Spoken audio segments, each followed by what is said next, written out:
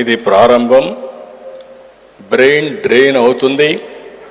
ఆ brain డ్రెయినే brain గెయిన్గా తయారవుతుందని ఆ రోజే చెప్పాను. అదే ఈరోజు జరుగుతూ ఉంది. ఈరోజు మిమ్మల్ని చూస్తే ఎక్కడున్నా కూడా తెలుగు భాష మీద, మన సంప్రదాయాలపైన, మన సంస్కృతి పైన ఉండే అభిమానంతో మీరందరూ కూడా ఒక విషయం చెప్పాలంటే, ఆంధ్రాలో తెలంగాణలో ఉండే తెలుగువారి కంటే భాషని సాంప్రదాయాలను కాపాడేది విదేశాల్లో ఉండే తెలుగువారే అని చెప్పి మరొక్కసారి మీ అందరికీ విజ్ఞప్తి చేస్తున్నా. ఇప్పుడే దత్ గారు ఒక మాట చెప్పారు. 96లో కూడా నేను వచ్చాను. ఆ రోజు వచ్చినప్పుడు మీరు చూస్తే ఇక్కడ ఇలాంటి హాలే లేదు. ఈ ప్రాంతం అంతా రాళ్ళు రెప్పలు ఉండేటివి.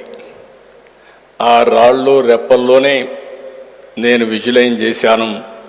ఇది ఒక సైబరాబాద్ సిటీగానే తయారవుతుంది. ప్రపంచంలోనే ఒక బ్రహ్మాండమైన మేటైన ఐటీ సిటీగా తయారవుతుందని ఊహించి ఆ రోజే ప్రారంభించాం.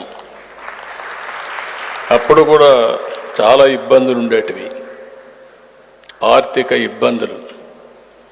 నేను ముఖ్యమంత్రి అయిన కొత్తల్లో అయితే జీతాలు కూడా ఇవ్వలేని పరిస్థితి. 3 నెలలకు ఒకసారి జీతాలు ఇచ్చాం. అక్కడి నుంచి ప్రారంభించాం. ఒక విజన్ 2020 తయారు చేశాం. ఆ 2020 విజన్ ప్రకారం మీరు చూస్తే చాలామంది ఎగతాళి చేశారు. ఈరోజు కూడా మీలో కొంతమంది ముందుకొచ్చి తెలుగు ఏంజల్స్ అని ఒక నూతనమైనటువంటి ఒక ఆర్గనైజేషన్కి శ్రీకారం చుట్టారు.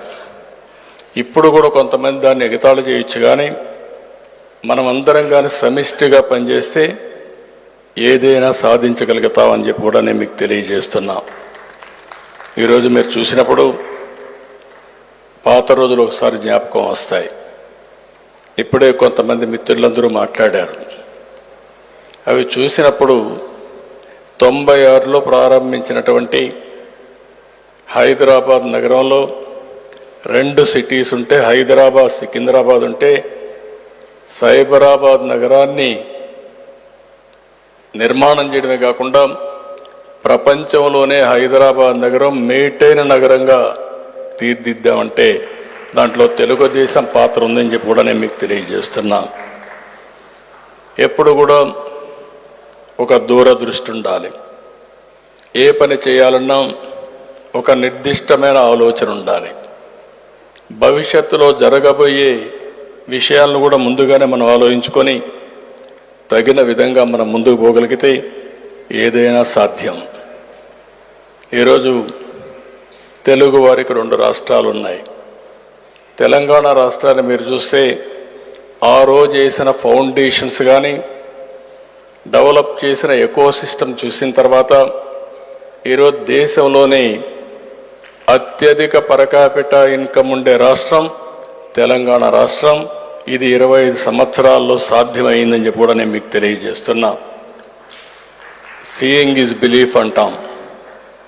నాదేళ్ల సత్య ఇక్కడే పబ్లిక్ స్కూల్లో చదివాడు. ఫస్ట్ మైక్రోసాఫ్ట్ సెంటర్ పెడితే, డెవలప్మెంట్ సెంటర్ పెడితే ఇక్కడికి వచ్చి పనిచేశారు. అక్కడి నుంచి ఈరోజు మైక్రోసాఫ్ట్ అధినేతగా తయారయ్యాడంటే అది తెలుగు వారికి ఉండే శక్తి, తెలివితేటలు అని చెప్పి మరొకసారి తెలియజేస్తున్నా. అందుకని ఈరోజు మనం అందరం చూస్తున్నాం, తెలుగు వారు ఎక్కడ చూసినా రాణిస్తున్నారు. దీంట్లో కూడా మనం ఒక విషయం గుర్తుపెట్టుకోవాల్సిన అవసరం ఉంది.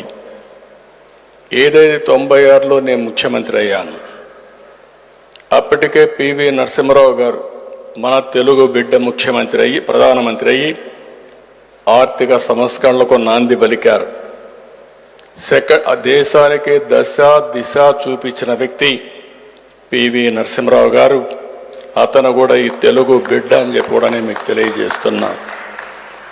దాన్ని అందిపుచ్చుకొని నేను ఆ రోజు 2nd జనరేషన్ రిఫార్మ్స్కి శ్రీకారం చుట్టాను.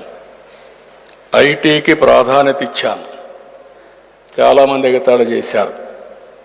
ఐటీ తిండి పెడుతుందా అన్నారు, సెల్ ఫోన్లు ప్రమోట్ చేస్తే సెల్ ఫోన్లు ఏమైనా ఉపయోగమా అన్నారు.